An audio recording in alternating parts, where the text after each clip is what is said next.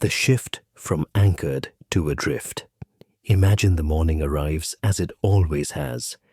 But this time, the sequence falters. The alarm sounds, yet the pull to rise carries no weight. Coffee brews in the kitchen, steam rising in familiar patterns. But the ritual registers as distant, almost mechanical. Conversations with others unfold on schedule. Words exchanged, nods given. But an undercurrent erodes the exchange, leaving echoes where connection once held firm. Goals that once drove forward motion now sit inert, like markers on a map that no longer aligns with the terrain. This isn't fatigue or distraction, it's a subtle fracture, where the framework of who you were begins to unbind, and the world tilts just enough to reveal its provisional nature. Something integral has ceased to function, not with a crash, but with a quiet withdrawal, exposing the gap where certainty used to reside. In these intervals, the structure of identity reveals its constructed nature, layer by layer peeling away, without ceremony. What once felt solid, a role at work, a pattern in relationships, a sense of purpose tied to achievement, begins to loosen at the seams, not through some abrupt rupture, but via a gradual fraying that accumulates over time. Consider the professional identity, for instance. Years spent climbing a ladder of promotions, where each step reinforced a narrative of competence and direction. Meetings attended with practiced confidence, decisions made with the assurance of past successes. These elements formed a cohesive whole, a self that moved through the world with predictable momentum. Yet, as inconsistencies build, perhaps from a project that exposes unaddressed flaws or a colleague's offhand remark that lingers unusually long, the foundation shifts. The role no longer fits seamlessly. Tasks that once energized now evoke a faint detachment, as if performed by someone else entirely. This isn't a deliberate dismantling. It happens as accumulated experiences accumulate, inconsistencies, until the narrative no longer coheres. Life delivers these discrepancies in subtle doses. A conversation with a friend that highlights unspoken resentments, or a quiet evening alone where ambitions feel oddly hollow. Each instance chips away at the story we tell ourselves, the one that integrates past, present, and projected future into a unified arc. Psychologically, this process mirrors how cognitive schemas, those mental frameworks that organize our understanding, begin to crack under the weight of new data that doesn't align. The brain wired for consistency initially resists, but the evidence mounts.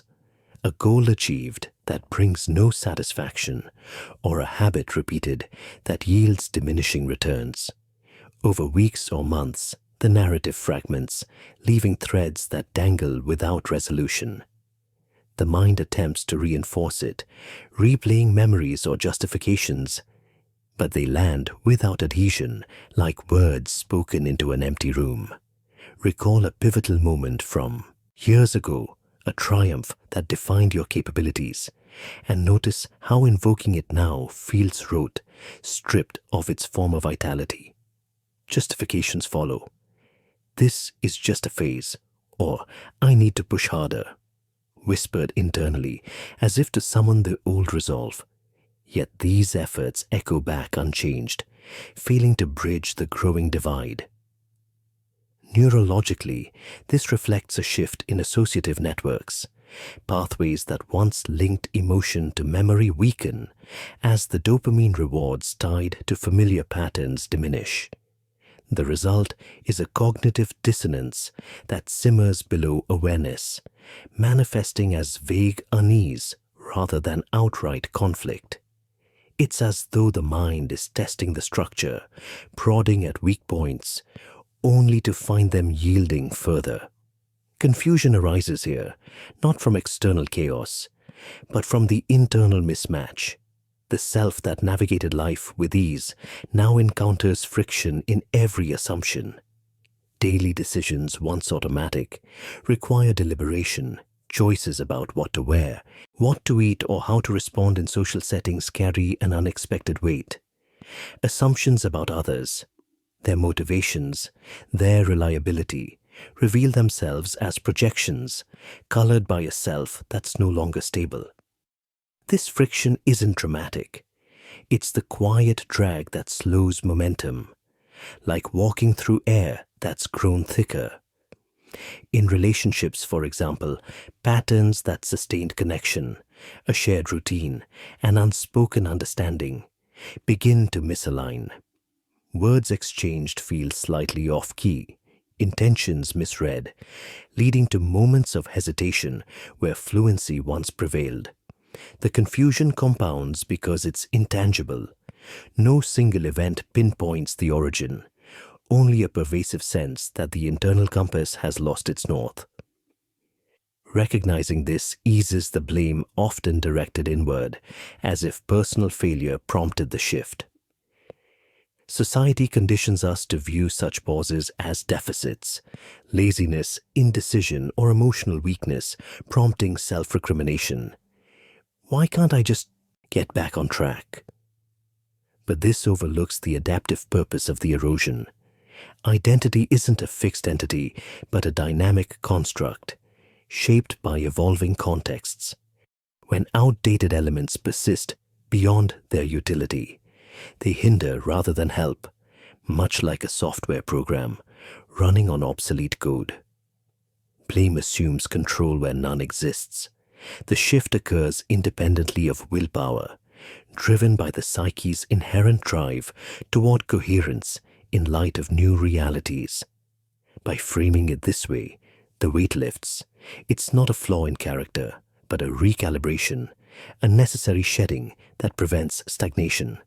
Instead, it's a natural erosion, where outdated elements give way, leaving space that feels vast and uncharted.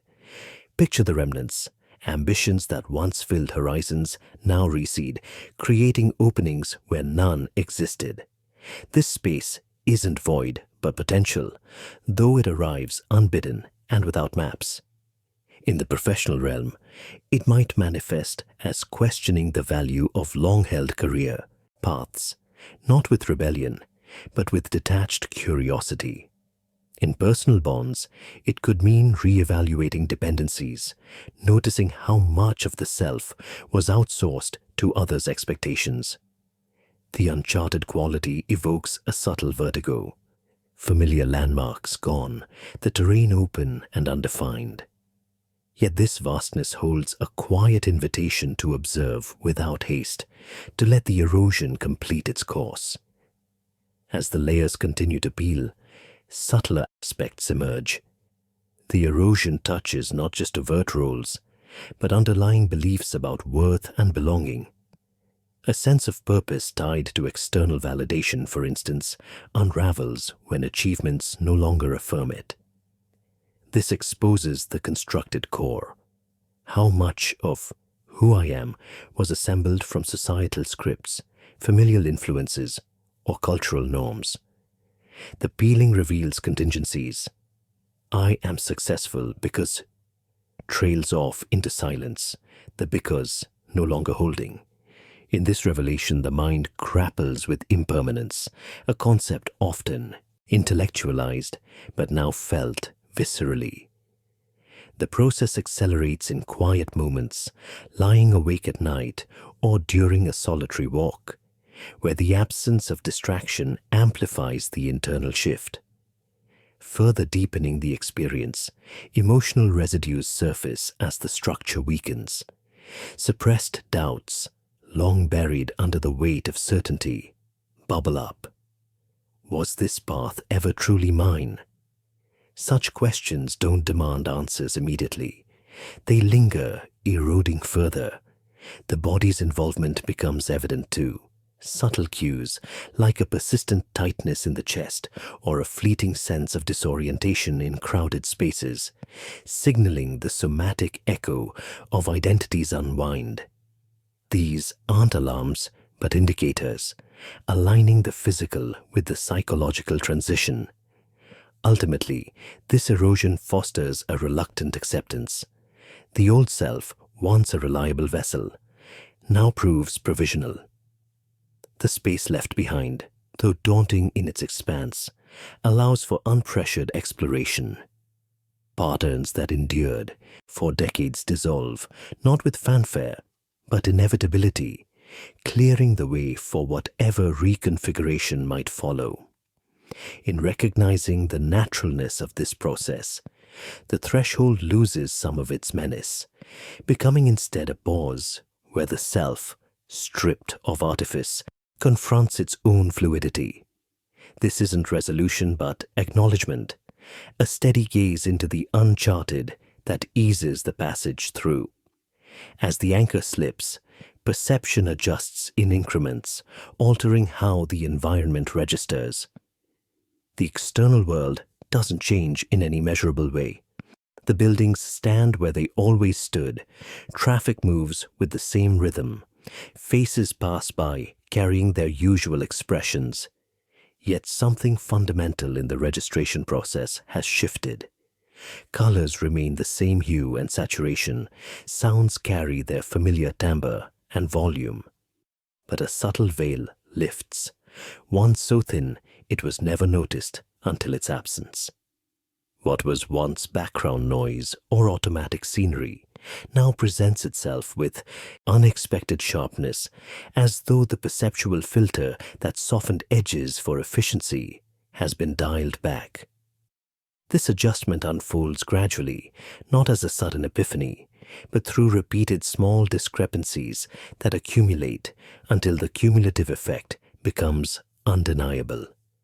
Streets walked daily for years appear slightly estranged, as if the mind has momentarily forgotten the script that made them familiar. A corner store that served as a reliable landmark now draws attention to its faded signage. The exact shade of peeling paint, the particular angle of light hitting the glass at that hour. These details were always present, of course, but habit had compressed them into shorthand. The usual route, the place where I buy coffee. Now the shorthand fails, and the raw input arrives unfiltered. It's not that the street has become more beautiful or more threatening. It's that it has become more literal, stripped of the overlay of personal meaning that once rendered it invisible in its familiarity. This estrangement extends to objects in the home. The arrangement of books on a shelf, the texture of a chair's fabric, the way light falls across a table, each registering with a faint novelty that borders on disquiet. This isn't illusion or heightened awareness in a dramatic, almost mystical sense. It's a recalibration where the brain, temporarily freed from the demands of rote processing, begins to notice the provisional bonds holding everyday reality together. Perception relies heavily on predictive coding. The mind anticipates what comes next based on prior patterns, conserving energy by filling in gaps and smoothing inconsistencies. When identity anchors weaken, those predictive models lose their authority. The assumptions embedded in them. This environment is safe and known. These interactions follow expected rules, no longer receive the same automatic confirmation. As a result, more bottom-up sensory data reaches conscious awareness. The brain starts treating familiar scenes as novel inputs to be re-evaluated rather than as confirmed templates. This shift feels effortful because it is. The cognitive system is doing extra work to verify what it once accepted without question. The unease stems directly from this exposure. The world no longer seamless, but pieced together from fragments that could, in principle, rearrange at any moment. What felt like a stable, continuous fabric now reveals its stitched construction, social norms as conventions rather than laws, personal routines as choices rather than necessities, even time itself as a subjective sequencing rather than an objective flow. A conversation with a colleague, once routine, now highlights the performative aspects, the careful modulation of tone, the selective disclosure, the unspoken agreements about what topics are permissible. The exchange continues, but an underlayer of arbitrariness surfaces. This could have unfolded differently or not at all. The same applies to solitary moments. A walk in the park becomes an assembly of contingent elements.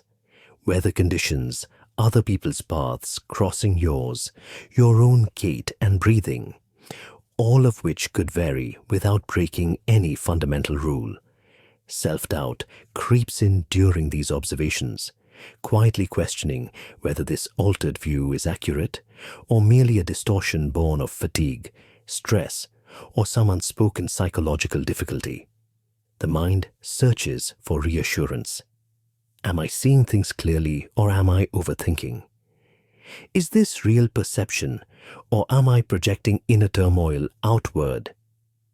These questions loop because the old internal reference points have lost traction.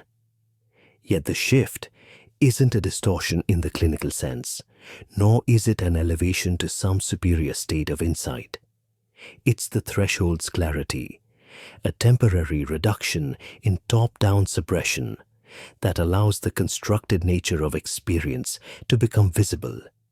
The comfort of unexamined stability dissolves, replaced by a more granular contact with the present moment. This contact isn't inherently liberating or burdensome. It simply is more unmediated.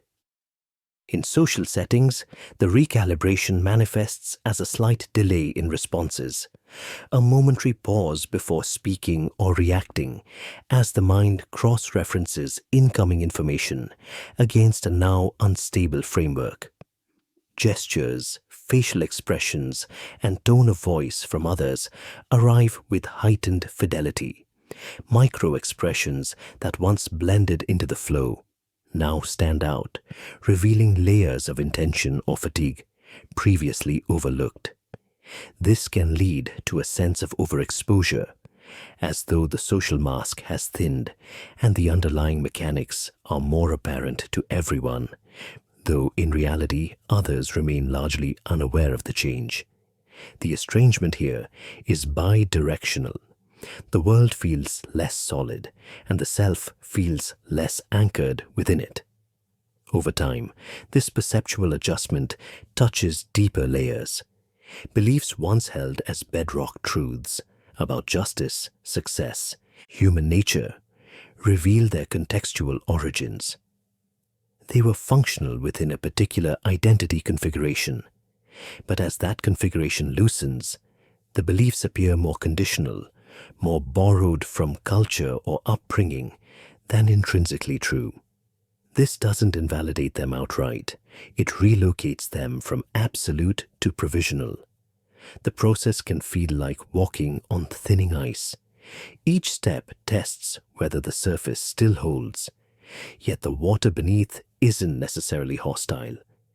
It's simply there, indifferent to the weight placed upon it.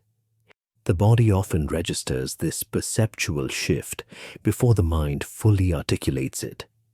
A mild tension around the eyes or temples, a subtle quickening of breath in neutral situations, a faint sense of disequilibrium when turning corners or entering familiar rooms. These are somatic markers of the nervous system adapting to less predictable input. The autonomic response patterns that once defaulted to calm now hover in a state of mild preparedness, scanning for confirmation or threat in an environment that no longer provides automatic reassurance. Eventually, the incremental adjustments settle into a new baseline, one where the provisional quality of perception becomes less startling and more ordinary. The unease doesn't vanish entirely, but it loses its sharp novelty, integrating into the background as a quieter companion. What remains is a steadier, less embellished contact with the surroundings. Things are what they are without the extra scaffolding of meaning that identity once supplied so generously.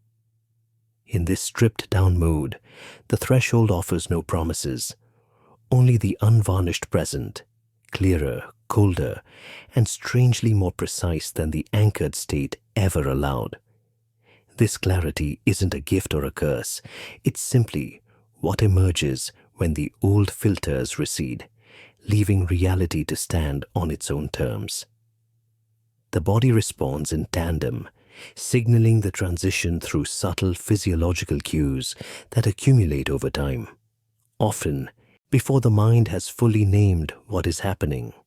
The signals begin quietly, almost imperceptibly, as though the organism itself is registering the loosening of identity before conscious thought catches up.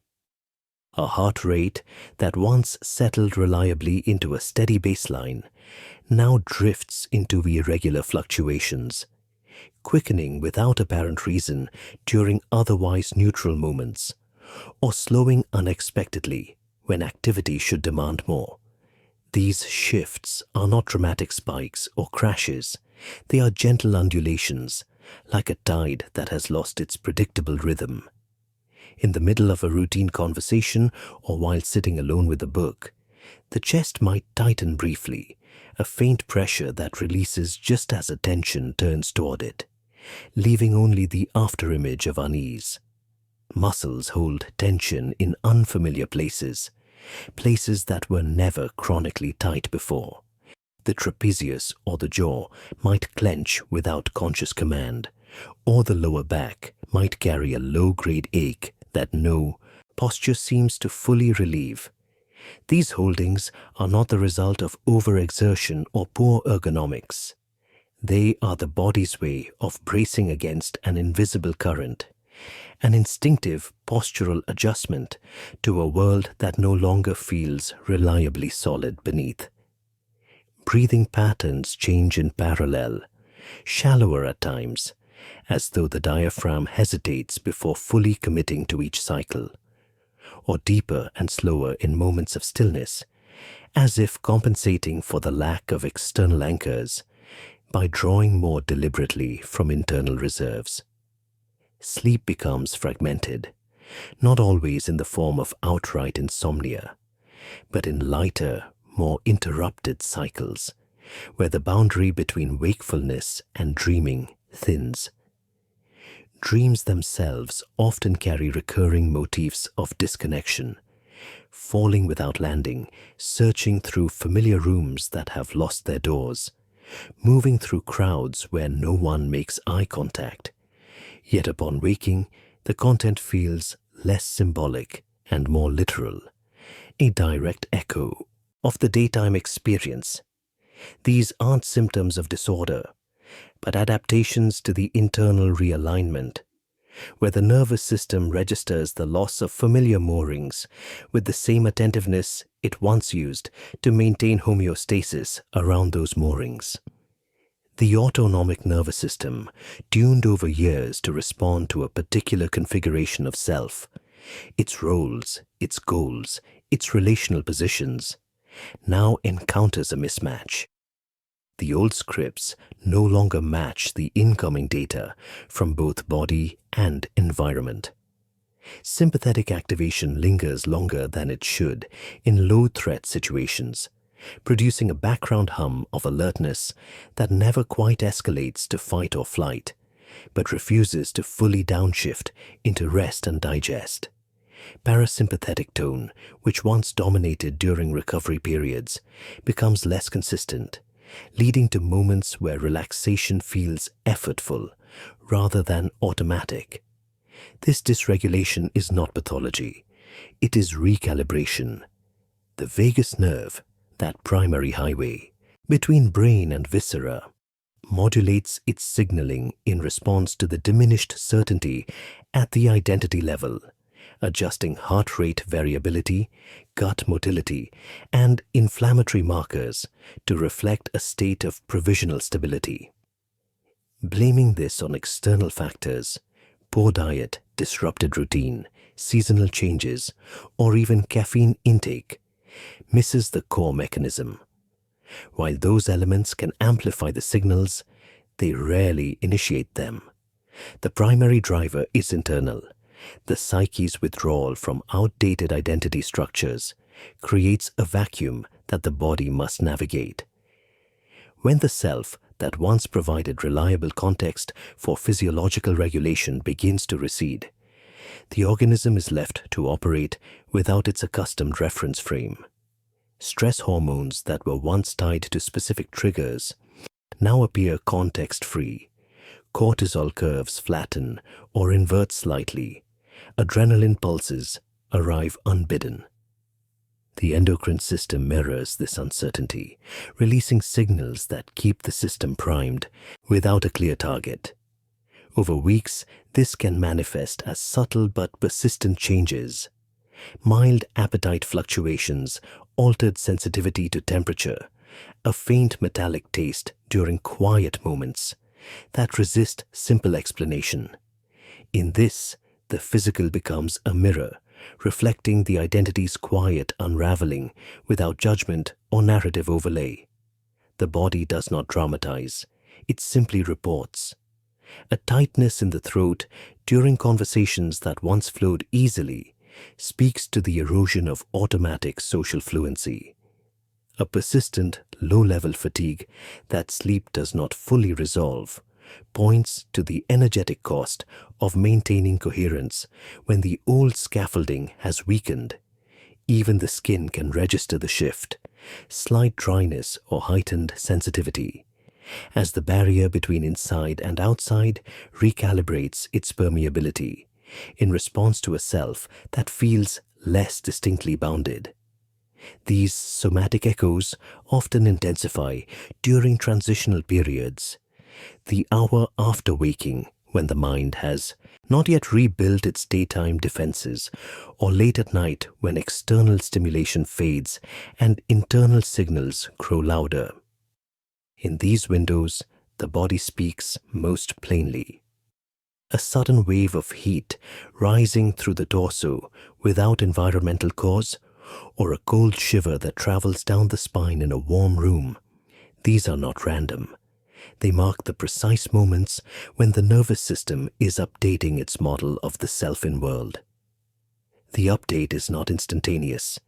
It requires multiple cycles of mismatch and correction, each one leaving a small physiological imprint until the new baseline begins to stabilize. What distinguishes this phase is the absence of a clear precipitating event.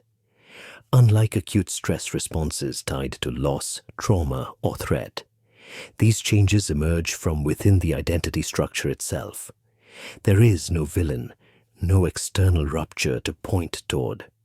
The body simply adapts to the fact that the self it was calibrated to protect and express is no longer fully operational.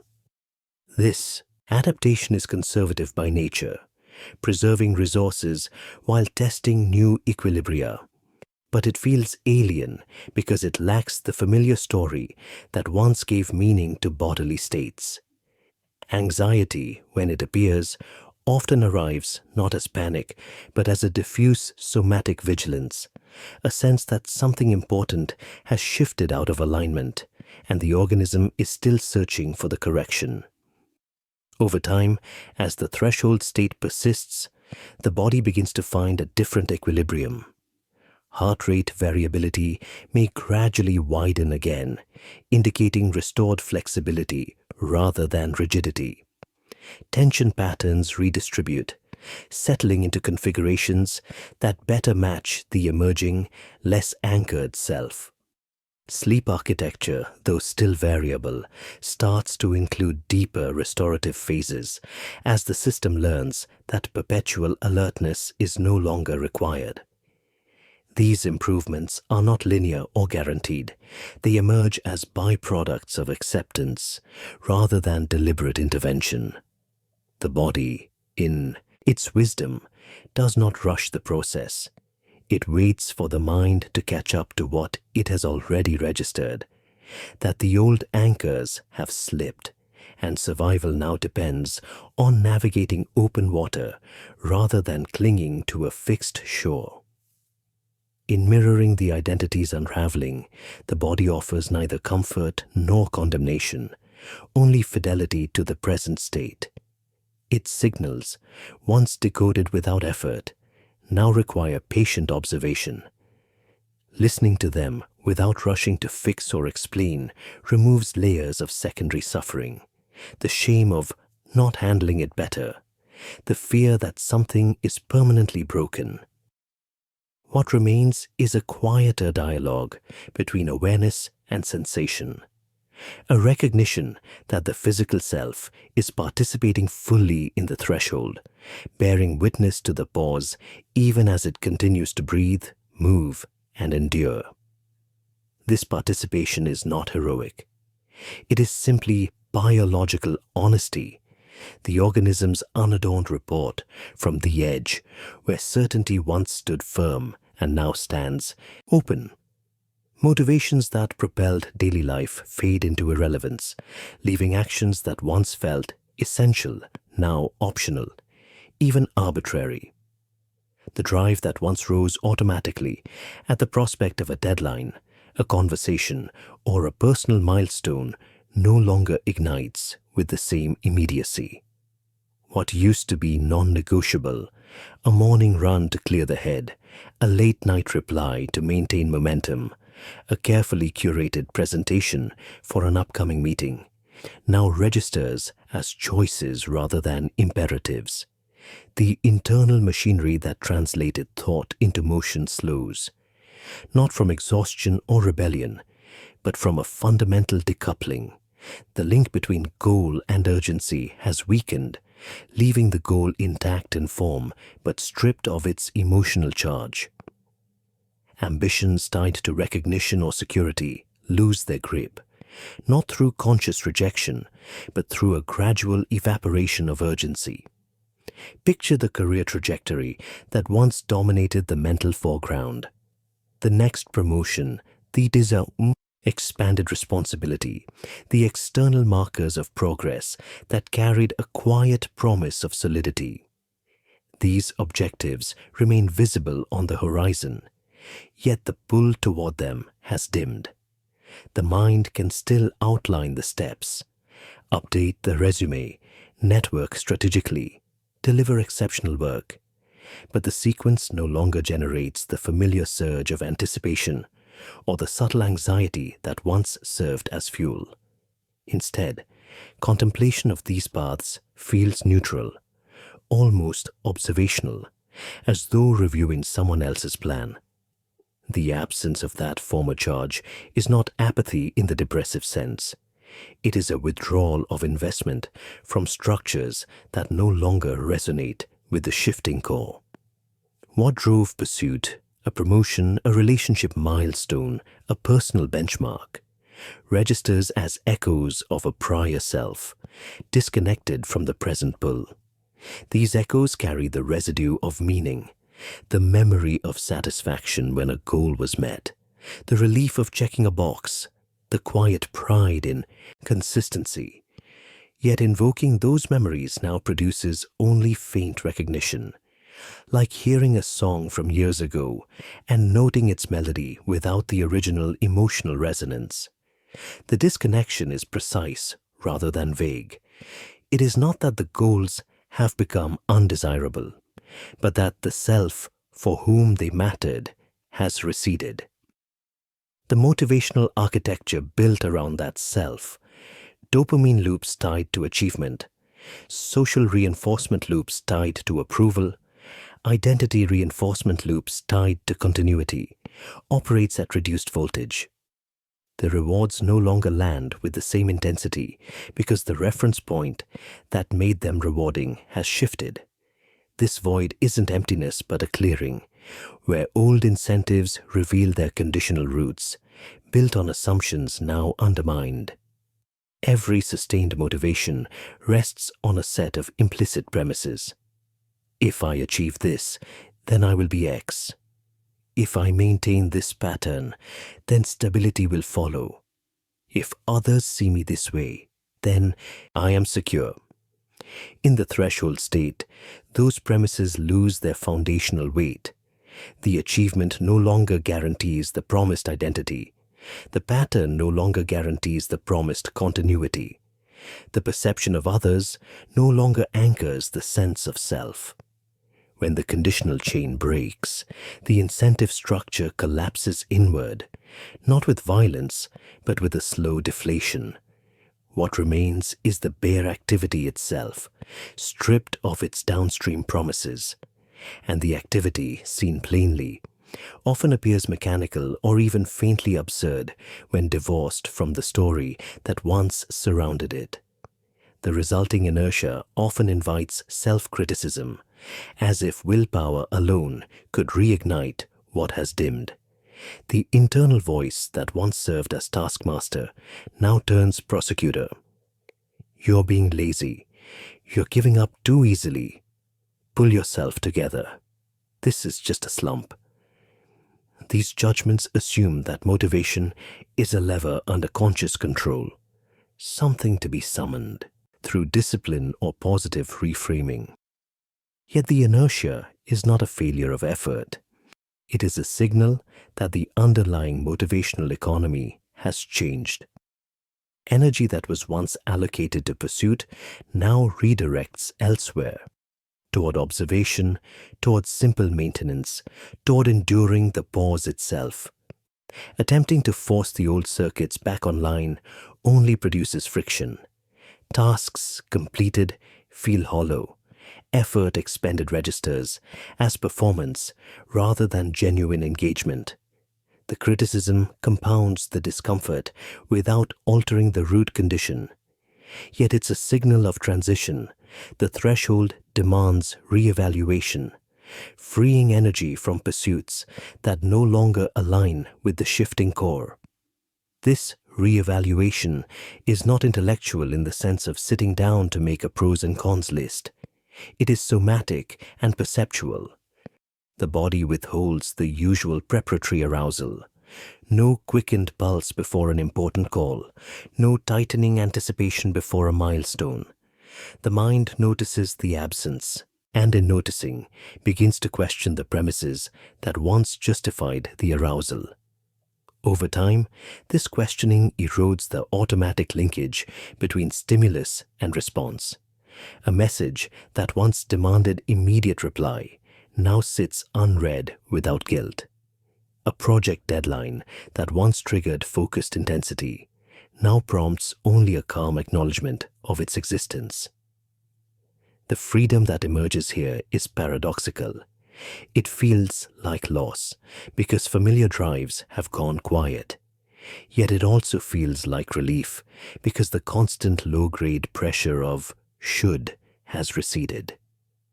Deeper still, the fading of old motivations exposes how much of daily momentum was borrowed from external scaffolding.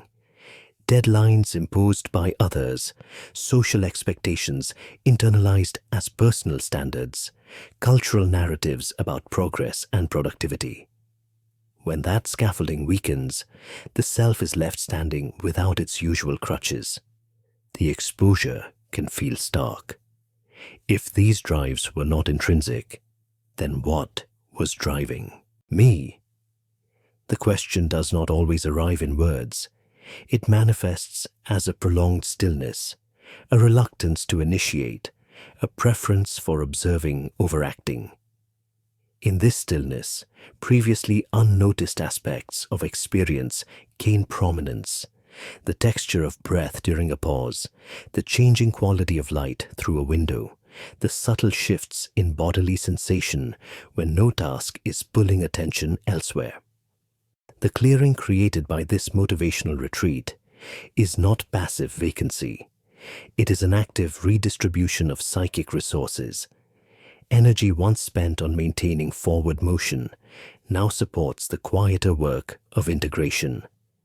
Noticing patterns without forcing change, tolerating uncertainty without rushing to resolve it, allowing the self to exist in a less defined state.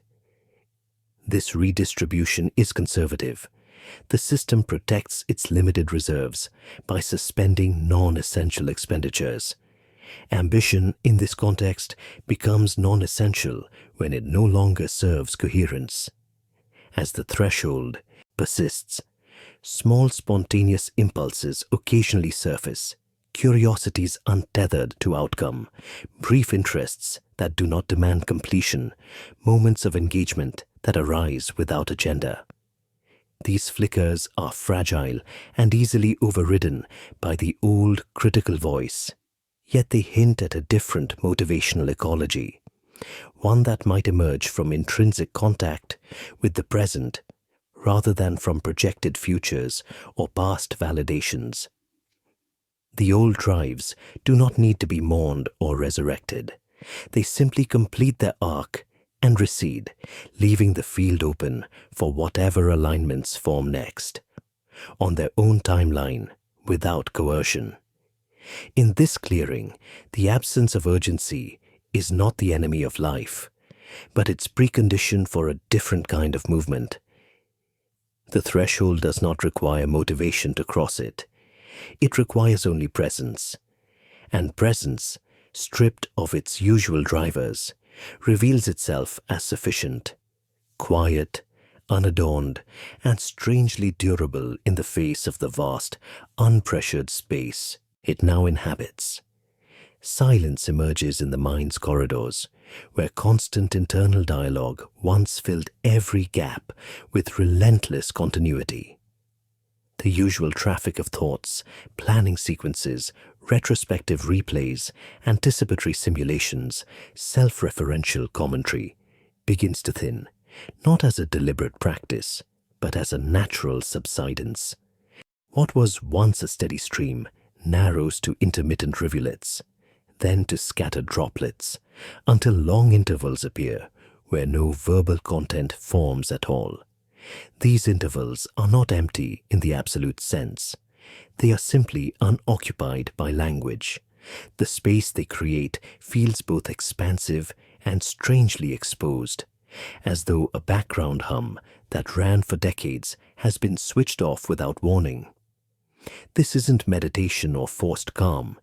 It's the natural outcome of identity's pause, as mental resources withdraw from maintaining the facade.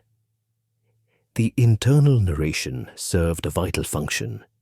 It sustained the sense of a continuous, coherent self by weaving disparate experiences into a running story. I am the person who does this, who remembers that, who plans for the next thing.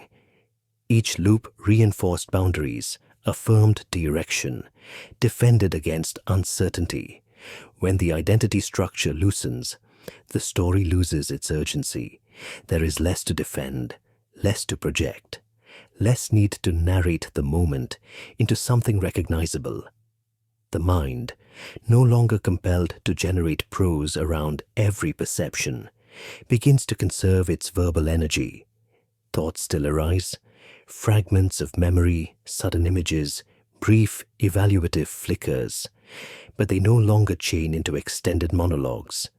They appear, linger briefly, and dissolve without sequel. In these moments, the absence amplifies subtle observations. The rhythm of breath, the texture of light on surfaces, details overlooked in busier states.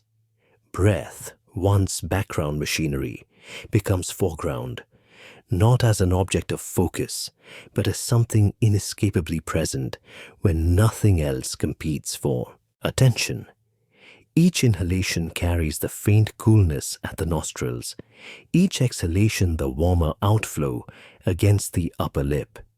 The chest rises and falls with a mechanical precision that was always there but rarely noticed. Light behaves differently too. The way it pools in corners, shifts across walls as clouds pass outside, catches on the edge of a glass or the grain of wood. These phenomena are ordinary, yet in the relative quiet, they acquire a quiet insistence, as though asking to be seen without interpretation.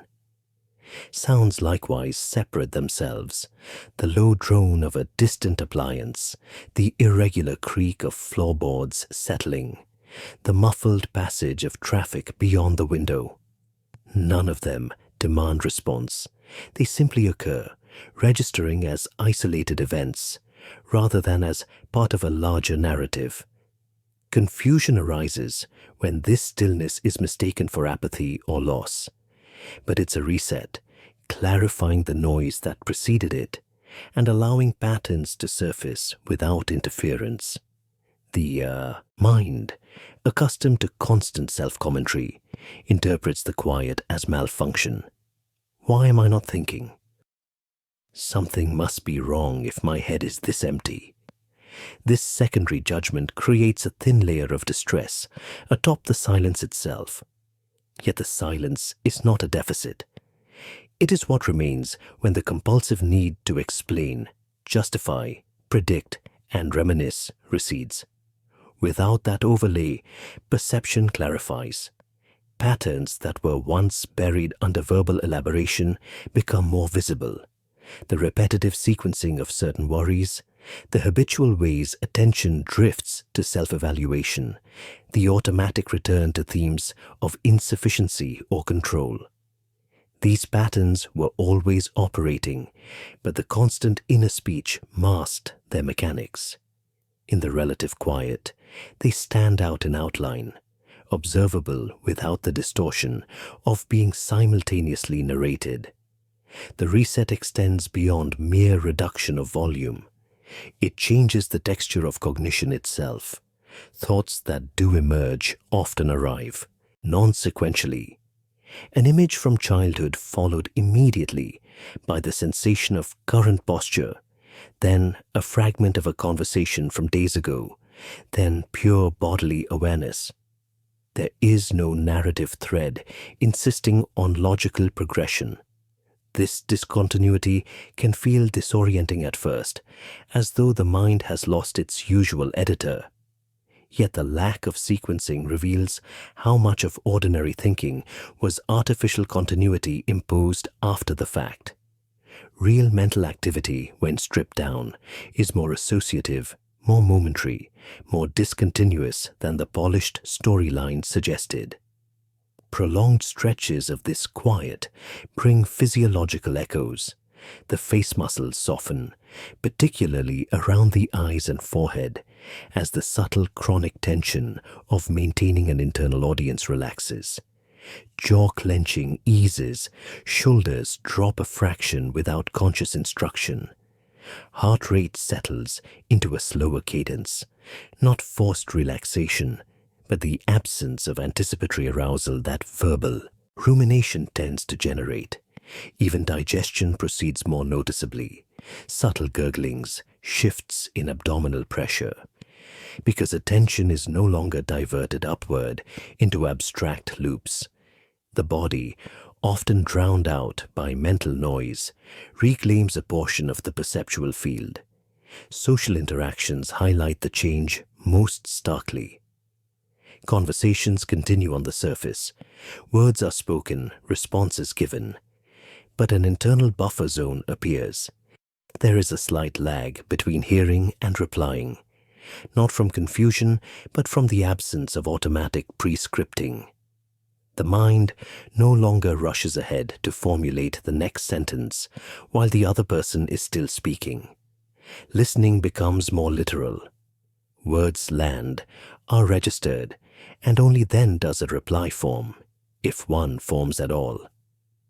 This can feel awkward, as though fluency has been temporarily suspended.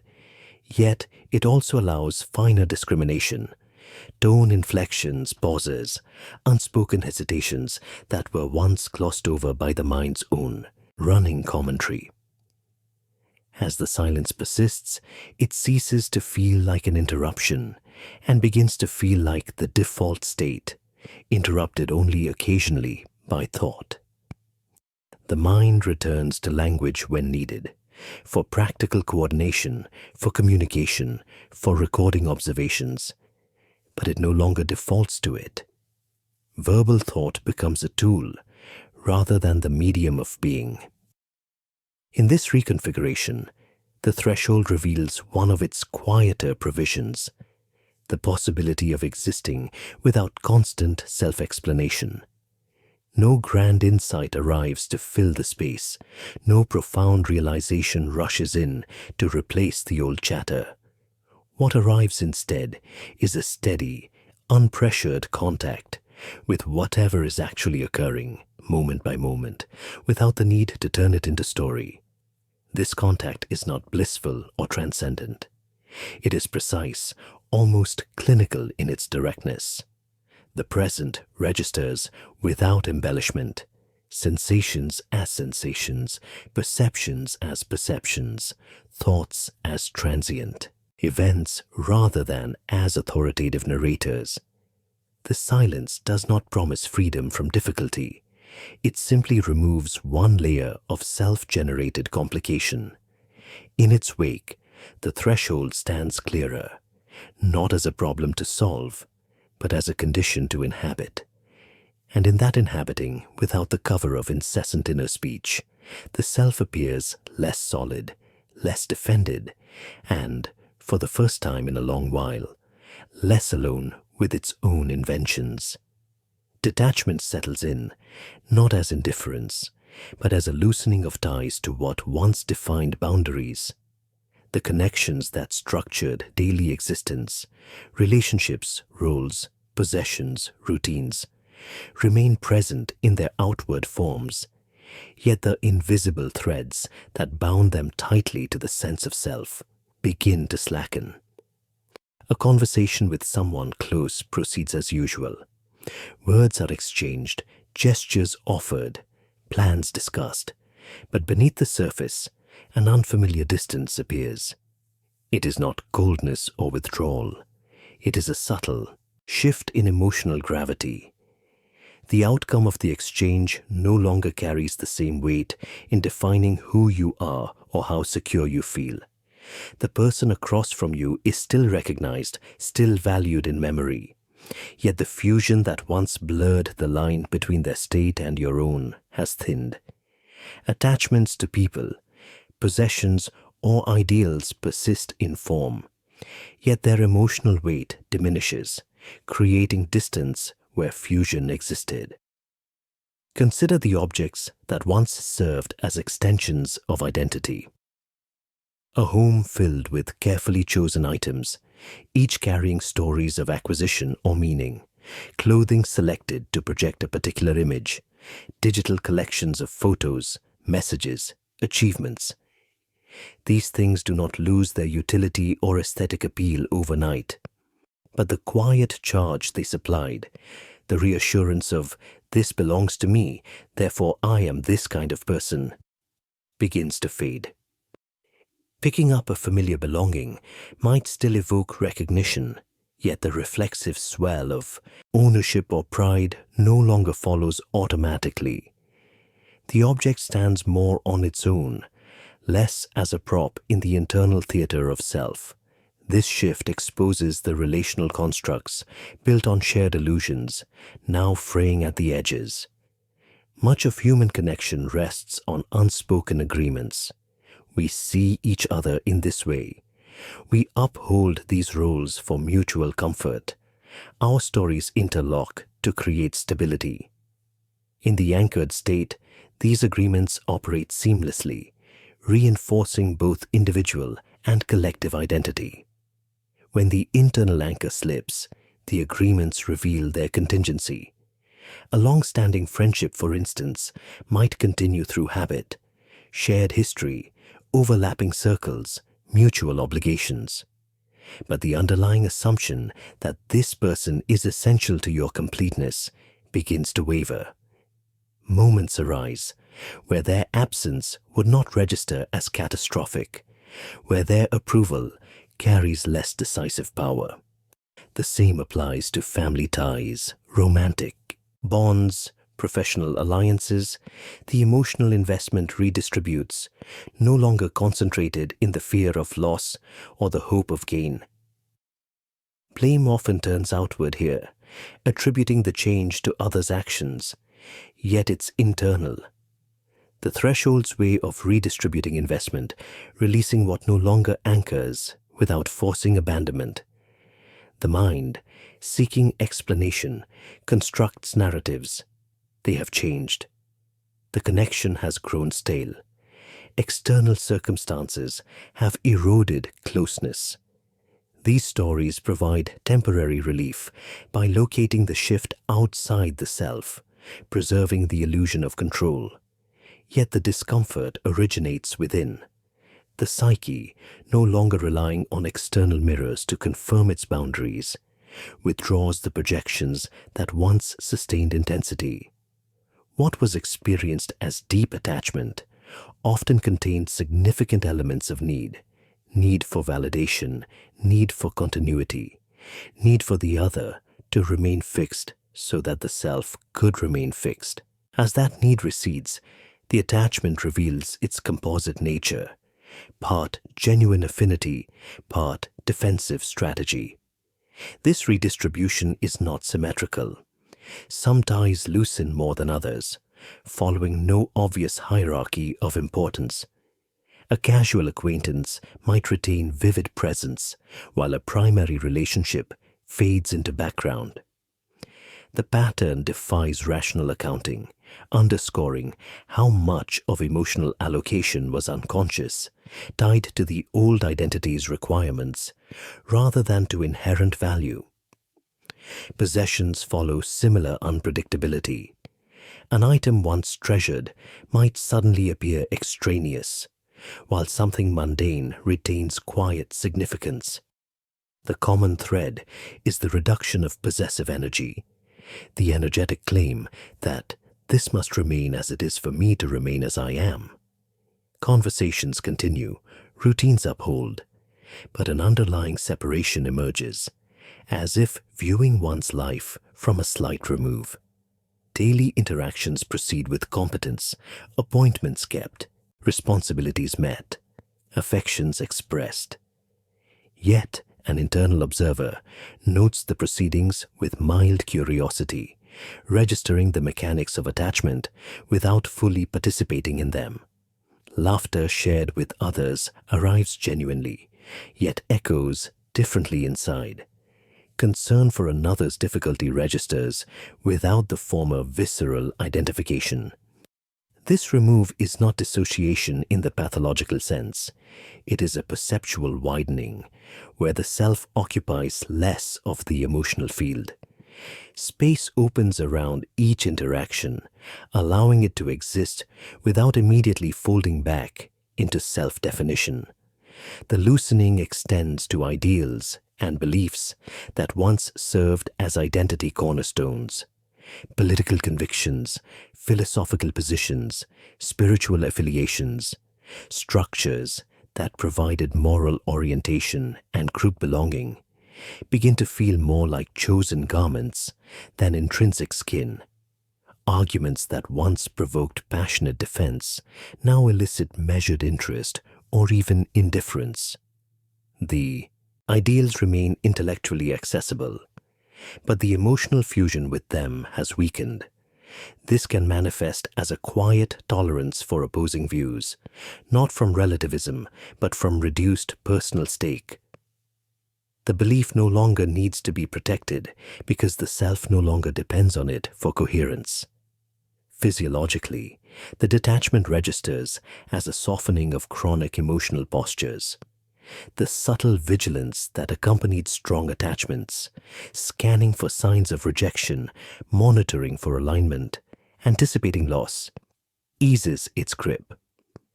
Breathing deepens in social settings. Muscular tension around the chest and throat releases fractionally. Sleep improves, not from resolution, but from reduced nighttime rumination over relational scenarios. The body, sensing that fewer outcomes carry existential weight, down-regulates its preparatory arousal. Deeper into the process, the loosening reveals how much of attachment was forward-looking. Investments made against future uncertainty, insurance, policies against loneliness or meaninglessness. when the future loses its former coercive power because the self no longer demands the same guarantees. The investments lose urgency. Plans made with others, shared visions, mutual projections soften at the edges. The present interaction becomes more contained, less burdened by the need to secure tomorrow. This containment does not preclude care or commitment. Actions can still flow from preference or principle, but they originate from a different center, one less driven by fear of fragmentation. The threshold's detachment is conservative in the truest sense. It preserves energy by releasing what has ceased to serve structural integrity. What remains is lighter, less encumbered, more capable of genuine response rather than reactive clinging. In this widened space, relationships and objects begin to appear in clearer outline, as they are, rather than as anchors. The distance is not rejection, it is perspective. And perspective, though initially disorienting, allows for contact that is less distorted by need. The threshold does not demand severance. It demands only an honest accounting of where the ties truly bind and where they were merely knots of illusion. As those knots loosen, what endures reveals itself not through intensity, but through quiet persistence, unforced and unpossessed. Resistance builds internally, a counterforce pulling toward the familiar even as it recedes. The pull is not loud or dramatic. It arrives as a persistent undercurrent, a quiet insistence that the old configurations still hold value, that returning to them would restore equilibrium. Habits long embedded in muscle memory reactivate without invitation. The impulse to check email at the usual hour, the automatic reach for the phone during idle moments, the familiar sequence of thoughts that once structured the day. These patterns surface with surprising tenacity, carrying the weight of years of repetition as though the nervous system has retained a ghost imprint of the prior self and continues to run its old programs in the background. This tug-of-war manifests in fleeting doubts or impulses to reconstruct the old self, as if stability could be reclaimed through effort. A sudden urge arises to recommit to a neglected goal, reopen the project file, draft the long-delayed message, lace up shoes for the run that used to define mornings. The impulse feels momentarily convincing, laced with the promise that action will dispel the disorientation. Yet when followed, the activity unfolds mechanically. Hands move, words form, steps are taken, but the internal reinforcement that once accompanied completion is absent. Satisfaction does not arrive. Instead, a thin layer of fatigue settles in, as though the effort expended has been borrowed from a depleted account. The doubt returns almost immediately, sharper for having been tested. Why didn't that work the way it used to? Yet it's not opposition but a lingering echo, the mind's attempt to bridge the gap before fully inhabiting the pause. The resistance is reflexive rather than deliberate, a protective mechanism rooted in the biology of habit and identity conservation. Neural pathways that supported the anchored state were strengthened through repetition and reward. They do not vanish when the rewards cease. Instead, they fire weakly, like circuits still carrying trace current after the main power has been cut. The mind interprets these weak signals as meaningful, mistaking residual activation for genuine direction. This misattribution generates the characteristic push-pull. One part of the system registers the threshold's reality, while another part continues to broadcast from the old coordinates. Recognizing this removes the weight of conflict, revealing it as part of the process. The threshold accommodates these tensions, allowing them to dissolve in time without demanding resolution. The internal struggle does not need to be won or suppressed. When treated as data rather than directive, the resistance loses much of its coercive power. A familiar habit reappears, perhaps the urge to scroll through feeds for distraction, and instead of fighting it or surrendering to it, the movement can simply be observed. The hand reaching, the screen lighting, the thumb moving, the brief dopamine hit, followed by the familiar hollow aftertaste. Noticing the sequence without judgment allows the pattern to complete its arc and fade naturally, rather than being prolonged through resistance or indulgence. The resistance often peaks during moments of external demand. A social obligation, a work requirement, a family expectation arrives, and the old self attempts to rise to meet it in the accustomed way. The effort feels strained, like wearing clothing that no longer fits properly, tight in some places, loose in others.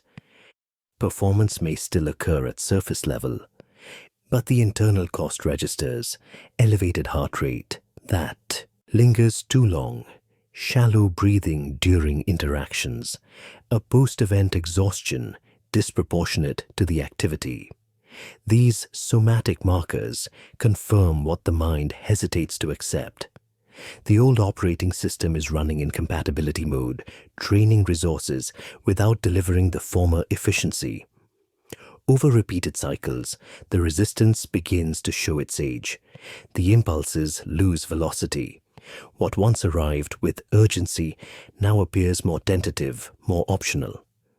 The mind notices the pattern of return and fade. An old motivation flares, is tested against present conditions, and subsides when no reinforcing payoff follows. Each subsidence weakens the neural trace a fraction more. The process resembles extinction in behavioral terms, not erasure through force, but gradual diminishment through non-reinforcement. The threshold does not accelerate this. It simply provides the conditions in which non-reinforcement can occur uninterrupted. Deeper layers of resistance surface as the surface habits quiet. Core beliefs about worth, control, and continuity, assumptions that once operated below awareness, begin to generate their own counter-movements. A quiet voice whispers variations on familiar themes. If you don't hold on, everything will unravel. You're losing yourself. This emptiness means something is wrong with you. These are not new thoughts. They are archival recordings, replayed when the structure they protected comes under pressure. Hearing them without immediately believing them marks a subtle shift. The content remains the same, but the identification with it weakens. The voice becomes background noise rather than authoritative narration. In quieter intervals, the resistance reveals its function. It is the self's last attempt to preserve coherence in the face of dissolution.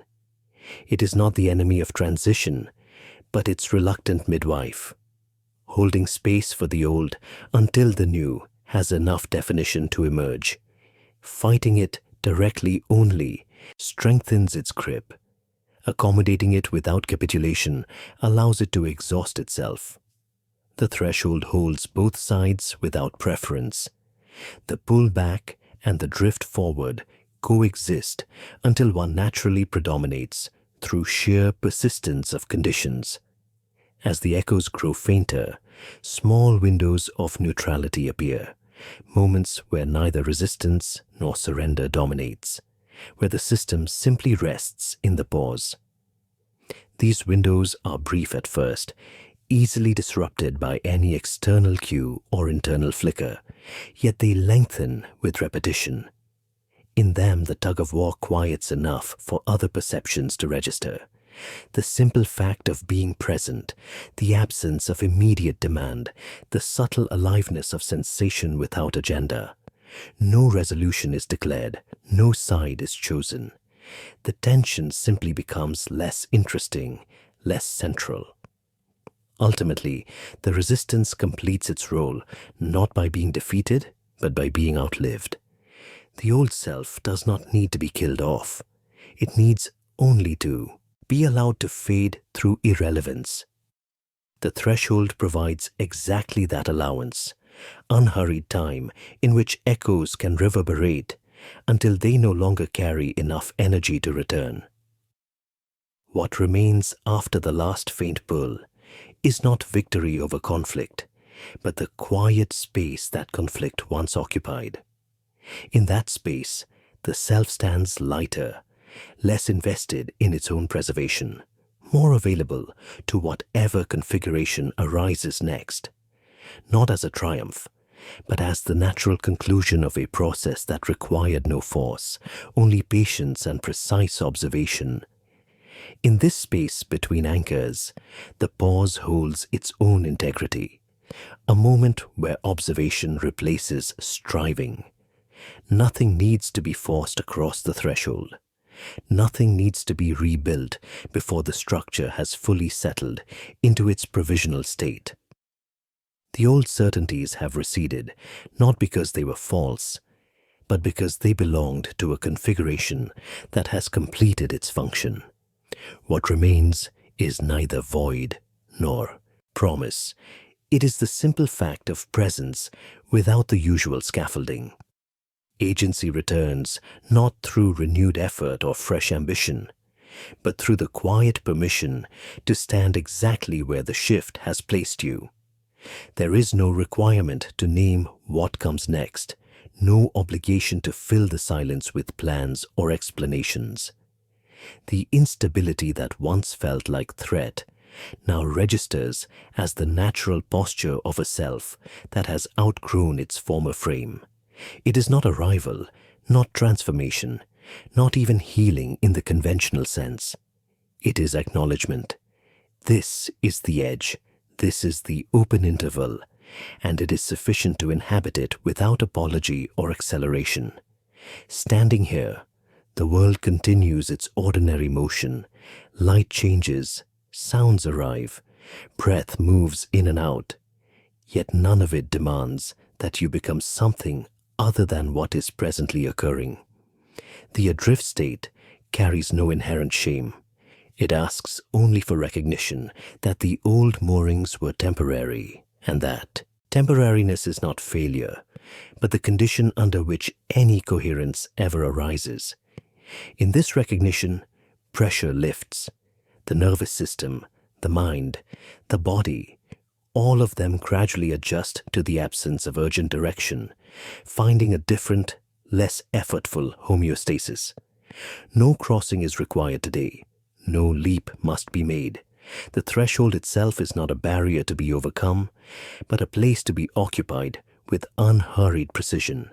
Whatever realignment follows, if it follows, will do so on its own terms, emerging from the same quiet observation that now holds the field. Until then, the pause endures, complete in its incompleteness, steady in its lack of solidity, and strangely adequate exactly as it is,